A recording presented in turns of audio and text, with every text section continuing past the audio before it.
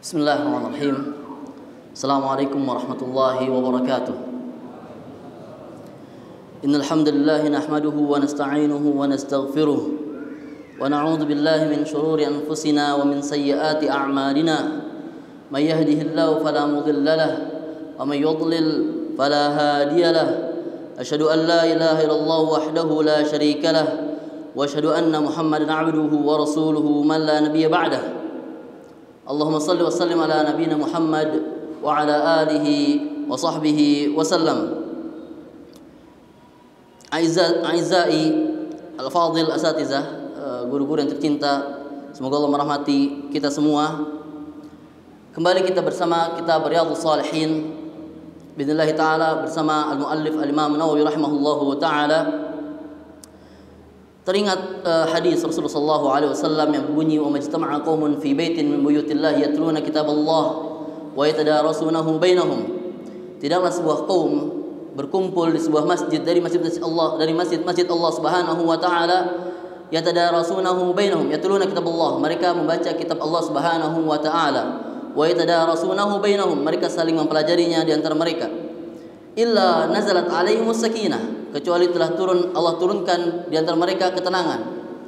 Kita duduk di majelis ini tujuannya salah satunya adalah untuk mendapatkan ketenangan dari Allah Subhanahu wa taala. Wa ghasyiyatuhumur rahmah, dan diturunkan hujan, ghasyiyat, dan hujani oleh mereka pada mereka adalah rahmat, kasih sayang Allah Subhanahu wa taala. Wa haffathumul malaikah, dan dinaungi oleh para malaikat. Wa dzakarahumullahu fi man indah, dan disebut-sebutkan namanya di sisi Allah Subhanahu wa taala. Kita berharap pada Allah Subhanahu wa taala untuk dijadikan majlis ini majlis yang berkah dan diberikan hidayah di dalamnya. Allahumma amin. Aizai al-asatizah al-fadil, untuk kita mengenal karya yang besar Riyadhus Shalihin, karya yang besar, kita mengetahui bahasanya di balik dari karya yang besar ada seorang sosok yang dia berjuang untuk menghasilkan sebuah karya yang besar. Sosok ini juga sebuah karya yang besar tidak akan lahir dari seorang sosok yang besar juga, yaitu adalah Al-Imam An-Nawawi rahimahullahu ta'ala.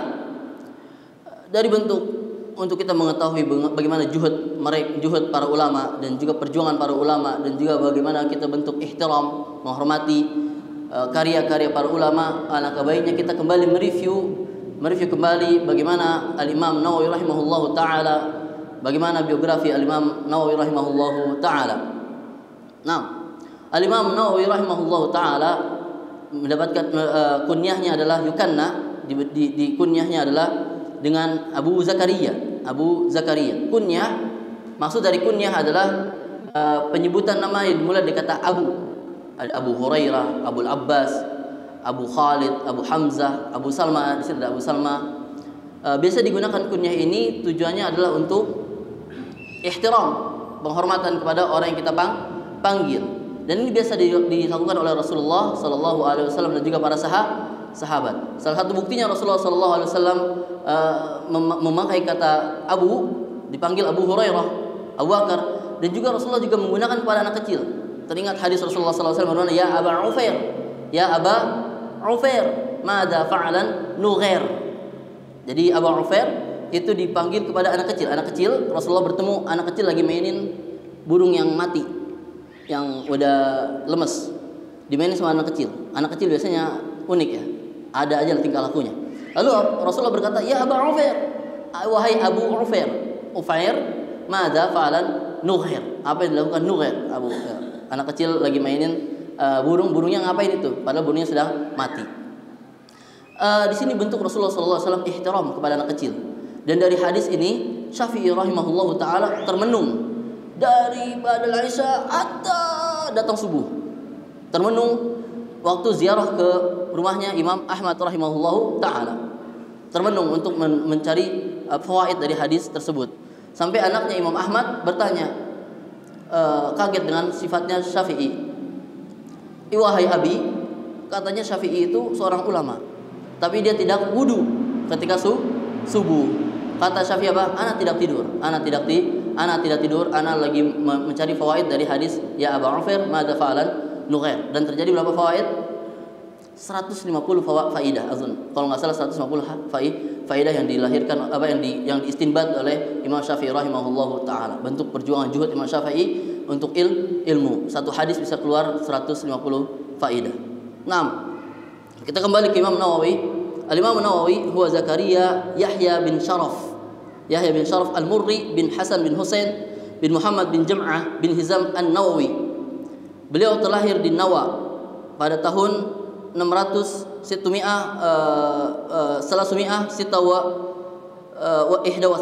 tahun 631 Hijriah, lahir di Nawa. An-Nawawi rahimahullah taala, maka dinamakan An-Nawawi lahirnya di Nawa. Diceritakan di sini abuhu, bapaknya pernah bercerita, anna syekh, bahwasanya Imam Nawawi kana naiman ila janibihi, pernah duduk di sampingnya. Wa qad balagha min al-umr 7 sinin. Imam Nawawi pernah duduk di samping abinya dan dia umurnya 7 tahun. Dan pada saat itu pada malam 27 Ramadan. Imam Nawawi Imam Nawawi rahimahullah taala enggak tidur dia. Enggak tidur. Imam Nawawi rahimahullah taala tidak tidur sampai pertengahan malam. Tiba-tiba Imam Nawawi rahimahullah membangunkan abinya. Kemudian mengatakan, "Ya abati, ma hadzal daw alladhi mala'a ad-dar." Wahai abi, apa cahaya apa ini yang menyinari rumah ini? Maka terbangunlah keluarganya abinya, ahluhu jami'an. Terbangun semua keluarga, seluruh keluarga yang ada di rumah itu. Falam nara kulluna sayyan. Kita enggak ngelihat apa. Qala waliduhu, bapaknya berkata, fa'araftu annaha lailatul qadar. Aku tahu bahwasanya malam itu adalah malam Lailatul Qadar. Bentuk muhibah dari Allah Subhanahu wa taala. Nawawi sudah terlahir, Allah pilih Nawawi dari kecil condong untuk untuk beribadah kepada Allah Subhanahu wa taala. Kemudian zakara Syekh Yasin bin Yusuf Al-Maraqishi annahu ra'a Syekh Muhyiddin. Syekh Yasin pernah melihat Imam Nawawi pada umurnya 10 tahun. Waktu Imam Nawawi masih di Nawa, masih kecil dan umurnya di Nawa. Imam Nawawi ketika itu dia paling nggak senang sama yang namanya main sama teman-teman sejawatnya. Bahkan sampai teman-temannya itu sampai memaksa dia untuk main. Akhirnya Nawawi pun nangis. Imam Nawawi nangis gara-gara diajak main. Sekarang anak-anak zaman sekarang lebih sering main, bahkan nangis gara-gara nggak dibolehin main. Allahul musta'an. Imam Nawawi sudah kecil sudah condong untuk ilmu. Allah pilih, Allah buat hatinya untuk condong pada ilmu. Ketika Imam Nawawi dipaksa untuk bermain, dia kabur dan menangis. Kemudian membaca Al-Qur'an pada saat itu juga. Lalu Syekh Yasin melihat abinya menyuruh dia untuk dagang. Jadi waktu masih kecil abinya nyuruh dia jaga toko. Lalu Syekh Yasin melihat dia malah bukan nggak jaga toko, malah ngapain? Malah setoran Al-Qur'an. Akhirnya Syekh Yasin mengatakan, berkata kepada orang yang di storin Al-Qur'an, fataituhu ila alladhi yuqri'uhul Qur'an. Aku datang kepada orang yang sedang di storin Al-Qur'an oleh Nawawi. Lalu mengatakan, hadzas sabi, anak kecil ini yurja an yakuna a'lam ahla zaman. Hadzas sabi, dia berkata kepada orang yang distorkan itu, saya berharap anak kecil ini kedepannya bakal jadi orang yang paling alim di zaman ini. Lalu dibalas sama mustami, orang yang menyimak Imam Nawawi. Amunajjimun anta, ente dukun nih. Lalu mengatakan apa? La inama antaqani Allahu bidzalik. Enggak. Aku tahu ini adalah ilham dari Allah Subhanahu wa taala. Ana yakin orang ini akan menjadi orang yang paling alim pada zaman ini. Dan benar terjadi. Dari situlah Imam Nawawi mendengar. Imam Nawawi dari kecil sudah dengar sana pujian Syekh Yasin. Akhirnya apa? Faharisu alaihi. Anak itu semangat untuk terus belajar ila an khatamal Qur'an, sampai menghatam Al-Qur'an wa qad nahazal ihtilam, dan dia mendekati masa-masa ihtilam, baru sudah selesai Al-Qur'an. Kemudian Imam Nawawi rahimahullah taala dibawa oleh abinya ke Damaskus. Ketika umurnya 19 tahun. Ke Damaskus. Lalu beliau tinggal di sana. Beliau berkata, maka tuhuna nahwa sanatain. Saya tinggal di Damaskus sekitar 2 tahun. Walam adha janbi ala dhahri. Saya tinggal di Damaskus untuk belajar selama 2 tahun dan saya tidak pernah meletakkan punggung saya ke zahri ala janbi. Enggak pernah nyender selama 2 tahun demi belajar. Dan diriwayatkan Nawawi rahimahullahu taala, gimana dia belajarnya? Gimana dia tidurnya? Tidurnya ketika dia ketiduran. 5 menit kemudian dia istighfar, kemudian dia wudu dulu, kemudian dia membaca kitab lagi. 2 tahun perjuangan Imam Nawawi rahimahullahu taala Damaskus, belum pernah meletakkan pundaknya ke tembok. Allah musta'an. Lalu bagaimana kondisi kita sekarang? Bagaimana kondisi kita yang subhanallah baru lulus S1, S2 udah dianggap jadi alim. Bahkan di luar sana sudah seperti Ibnu Taimiyah. Ya Ustaz, ana punya muskilah di bed begini, ana punya masalah di rumah seperti ini. Gimana jalan keluarnya? Semua fatwa keluar semua. Allah musta'an. Imam Nawawi rahimahullah taala berjuang demi ilmu, berjuang demi ilmu. Kemudian Imam Nawawi rahimahullah taala setelah dia melewati proses marhalah tahammul itu mencari ilmu, kemudian Allah angkat dia seperti yang dikatakan oleh Ustaz sebelumnya, idza aradallahu khairan istamalahu. Allah pilih langsung. Allah pilih Imam Nawawi menjadi ulama. Lalu Imam Nawawi menjadi mudarris bidaril hadis. Dan hadis di tempat Asyrafiyah. Walam yatanawal falsan wahidan. Belum pernah mengambil sepeser pun dari muridnya. Imam Nawawi rahimahullahu taala. Wala intaqala min baitihi fi rahiya wa huwa bait. Dan Imam Nawawi wa kana la yashrab. Imam Nawawi belum pernah minum sama sekali illa marratan wahidah, kecuali 1 kali, yaitu kapan? Pas sahur. Imam Nawawi rahimahullahu taala sampai lupa minum, sampai lupa makan demi ilmu. Wa ma akala syai'an min fakihati Dimashq. Belum pernah sekalipun makan buah-buahan di Damaskus. 2 tahun lamanya Imam Nawawi sampai nggak sempat sama sekali makan buah di Damaskus. Menandakan bahwa Imam Nawawi hanya duduk untuk ilmu. Walam yaqbal min ahadin syai'an wala qabila min ahadin syai'an. Belum pernah bertemu seorang pun. Imam Nawawi ke Damaskus hanya untuk belajar. Di Damaskus Imam Nawawi rahimahullahu taala selama sehari berapa kali majelis? Sehari 12 kali majelis. Dalam satu hari beliau menghadiri 12 majelis. Diriwayatkan kana Syekh ayyam talabihi yahduru fil yaumil wahid ala 12 syaikhan. Diriwayatkan bahwasanya Syekh rahimahullahu taala Al-Imam Nawawi di masa-masa proses belajarnya dalam satu hari beliau menghadiri 12 majelis. An-nafsihi. Dan beliau pernah menceritakan ini kepada muridnya dan berkata, kuntu aqra'u kulla yaumin 12 darsan ala al-masyayikh. Saya pernah membaca pada setiap harinya 12 pelajaran kepada beberapa masyayikh. Syarhan wa tashihan. Syarh dalam penjelasan, wa tashih dan tashih. Tashih itu direvisi, direview ulang. Darsain fil wasit, 2 pelajaran dalam ilmu al-wasit. Wa darsan fil muhadzab, 1 pelajaran di al-muhadzab. Wa darsan fil jam' baina sahihain, 1 majelis di majelis jami' baina sahihain. Wa darsan fi sahih Muslim, 1 pelajaran di sahih Muslim. Wa darsan fil luma' al-luma' Syafi'i. Ibn al-Junni. Al-luma' dalam nahwu, bukan luma' Syafi'i, bukan. Luma' Ibn al-Junni fi nahwu. Wa darsan dan 1 pelajaran di islahil mantiq Ibn Sakkit fil lughah. Wa darsan fi tasrif, wa darsan fi usul fiqh, wa taratan fil luma' li Abi Ishaq, wa taratan fil muntakhab lil Fakhr Razi, dan 1 pelajaran di asma rijal itu ilmu hadis, ilmu riwayat. Wa darsan fi usuluddin, dan 1 pelajaran di usuluddin. Wa kuntu u'alliq jami' ma yata'allaq bihi, dan aku terus mencatat apa yang dicatat, apa yang disampaikan oleh guru-guru. Masya Allah, ada ta'liqatnya. Masya Allah, setiap pelajaran beliau punya ta'liqat. Wa syarhun musyakkal, dan juga syarah musyakkal yang ada harokatnya. Wa wuduh ibarat, dan ibaratnya diperjelas oleh Imam Nawawi. Wa dhabtul lughah, Nah, dan beliau dhabatul lughah, bahasa Arabnya dhabat itu kuat bahasa Arabnya.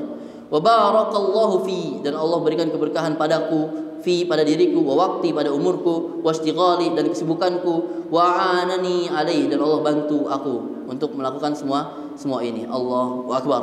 12 majelis dalam sehari. Kapan tidurnya? Kalau dalam satu majelis habis 1 jam, 12 jam. Tapi nggak mungkin. Bisa 2 jam. 24 jam berjalan. 24 jam berjalan. Kemudian syekhnya Syuyukh Imam Nawawi belajar dengan beberapa masyayikh. Salah satunya adalah Muhammad bin Ahmad Al-Maqdisi. Beliau adalah guru paling dekat oleh Imam Nawawi rahimahullahu taala. Kemudian beliau juga belajar dari Syekh Ismail bin Ibrahim. Beliau juga belajar dari Ahmad bin Abd Daim wa Khalid. Ini masyayikhnya banyak sekali, nggak perlu kita sebutkan. Dan murid-muridnya, salah satu muridnya yang paling terkenal adalah Ibnu Attar. Ana mendapatkan kitab ini, kitab Arba'in Nawawi. Ini adalah ada seorang syekh masih hidup. Beliau dari Amman, dari Yordan. Namanya Syekh Riyad Husain bin Abdul Latif At-Ta'i. Antum bisa lihat Facebooknya beliau. Dan beliau mengumpulkan manuskripnya Imam Nawawi rahimahullah taala khusus untuk Arba'in Nawawi.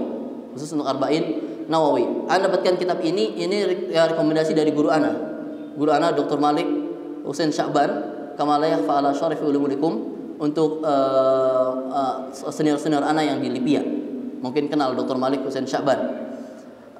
Beliau merekomendasikan kitab ini, dan kitab ini sangat masya Allah. Syekh Riyad Husain Abdul Latif At-Ta'i, beliau menyeleksi manuskrip Imam Nawawi rahimahullah taala yang ditulis oleh murid-muridnya dan ditulis oleh Imam Nawawi sendiri. Dikumpulkan lalu diseleksi, tersisa 6 manuskrip paling bagus yang dipilih oleh Syekh Riyad Husain Latif At-Ta'i hafizahullah taala. 2 di antara manuskripnya disetorkan oleh Ibnu Attar kepada Imam Nawawi. 2 nuskhoh yang ada di sini itu disetorkan oleh Imam Nawawi rahimahullahu taala. Pernah diceritakan Ibnu Attar rahimahullahu taala tentang Imam Nawawi. Apa cerita Ibnu Attar? Kana rahimahullahu taala la yudayyi'u li nafsihi waqtan fi lailin wala nahar. Imam Nawawi rahimahullahu taala tidak pernah menyia-nyiakan waktunya, baik pada siang maupun malam hari. Wadhifatan fil istighal ilm, dia memang menyibukkan dirinya untuk ilmu. Hatta fi dhihabihi fi turuq, sampai dalam perjalanan beliau di jalanan beliau tetap membawa buku. Wa yukarrir, diulang-ulang. Wa yattali, dan dia mentelaah. Wa qad baqiya ala hadha nahwa 6 sinin, dan dia tetap berada dalam kondisi ini selama 6 tahun lamanya. Berjalan dengan membaca buku. Summa ishtaghala bit tasnif, kemudian beliau mulai mentasnif, membuat buku. Wal ishghal wan nusah lil muslimin, menasihati orang-orang muslim, wa wulatihim, dan menasihati para pemimpin.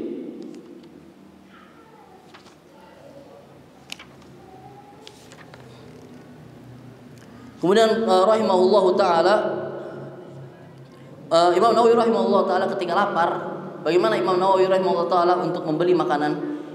Cara Imam Nawawi rahimahullah taala membeli makanan ketika lapar, beliau membeli dengan cara menukar karyanya. Ana beli ini dengan karya ana.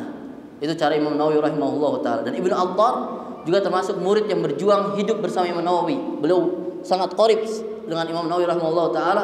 Ibnu Attar juga mencari nafkah dari Imam Nawawi dengan cara cuci kertas. Beliau daur ulang kertas, dikeringkan, lalu nanti ditulis oleh Imam Nawawi, lalu dijual. Cara Imam Nawawi bertahan hidup dengan cara menjual karya-karyanya. Makanya manuskrip Imam Nawawi tersebar di mana-mana. Dan salah satu manuskrip terbaik, nuskah terbaik Arba'in Nawawi itu ditemukan oleh Syekh Riyad Husain At-Ta'i di mana? Di Palestina. Kitab ini bisa didapatkan, sebelumnya kitab ini disebar di perpustakaan nasionalnya Maghrib di Maroko. Cuman karena ada selek antara ahlu sunnah, Akhirnya dibom, maktabahnya dibom di Maghrib, di Maroko. Terus kemudian sekarang bisa tersebar di Jazair. Kitab ini ada di Jazair. Dan alhamdulillah minnah, kitab ini bisa dibeli di Indonesia. Ada satu maktabah yang masyhur, mungkin teman senior-senior di Lipia paham, namanya Al-Wadi. Kama la yakhfa 'ala syarafi ilmikum, namanya maktabah Al-Wadi. Ini bisa dibeli. Dan ini diceritakan bagaimana nuskhohnya beliau dapatkan. Syekh Riyad At-Ta'i, beliau mendapatkan setiap nuskhohnya. Menandakan bahwasannya Syekh Riyad At-Ta'i mengetahui bahwasanya juhud Imam Nawawi itu sangat besar. Juhud semangat perjuangan Imam Nawawi sangat besar, dan karya tidak boleh sampai hilang.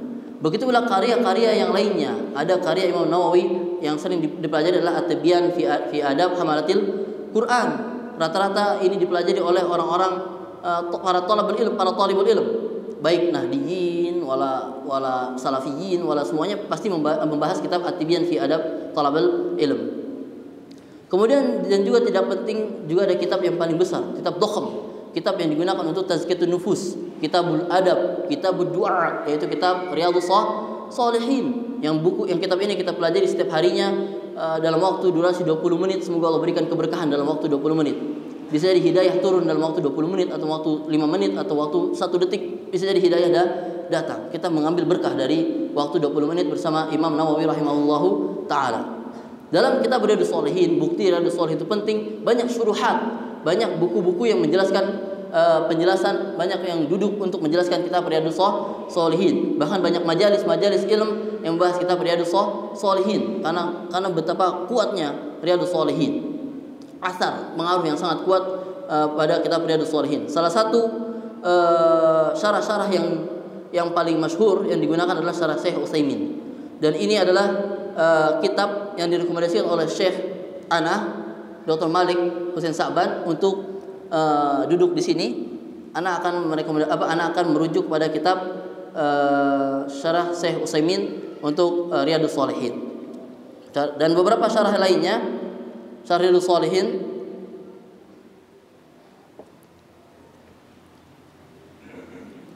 ada punya Syekh Ahmad Khutaibi. Lalu juga ada tahqiqnya Syekh Albani, yang Syekh Albani hanya fokus kepada hadis-hadis dhaif. Kalau sahihain rawahul Bukhari Muslim, Syekh Albani lewatin. Kalau hadis-hadis selain Sahih Bukhari Muslim, Syekh Albani akan berhenti lalu akan takhrij. Ada namanya tahqiq Riyadhus Shalihin Syekh Albani rahimahullahu taala. Ini cerita tentang Nawawi rahimahullahu taala. Sebenarnya panjang cerita Nawawi ini, tidak bisa cerita dalam satu pertemuan dan dalam waktu 20 menit. Perlu liqaat untuk mengetahui bagaimana juhud Imam Nawawi rahimahullahu taala dalam ilmu secara umum. Kita belajar dari sosok Imam Nawawi rahimahullahu taala bagaimana beliau lahir dari kecil dengan condong pada ilmu, lalu besar dengan ilmu, lalu mati dalam ilmu. Imam Nawawi rahimahullahu taala umurnya pendek.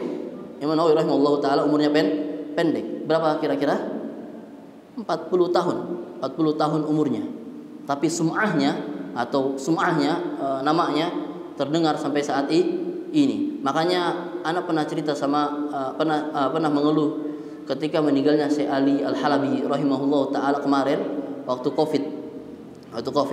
Anak dulu pernah berjanji sama dosen anak, Dr. Malik Hussein Sa'ban. Beliau adalah juniornya Syekh Ali Al-Halabi, dekat sama Syekh Ali Al-Halabi. Bahkan beliau pernah Syekh Ali Al-Halabi ini punya dars usbu'i setiap hari Kamis di pesantren Babu Salam Anbuat, jarak jauh pakai Zoom. Hari Kamis seharusnya jadwal kita belajar sama beliau. Hari Kamis jadwal kita belajar sama Syekh Ali Al-Halabi. Qadarullah beliau masuk rumah sakit. Hari Ahadnya kita dapat berita bahwasanya Syekh Al-Halabi meninggal rahimahullahu taala rahmatan wasi'ah. Syekh Al-Halabi corona di tahun-tahun pertama mungkin yang kita tahu, beliau meninggal di tahun pertama, kan corona 2 tahun.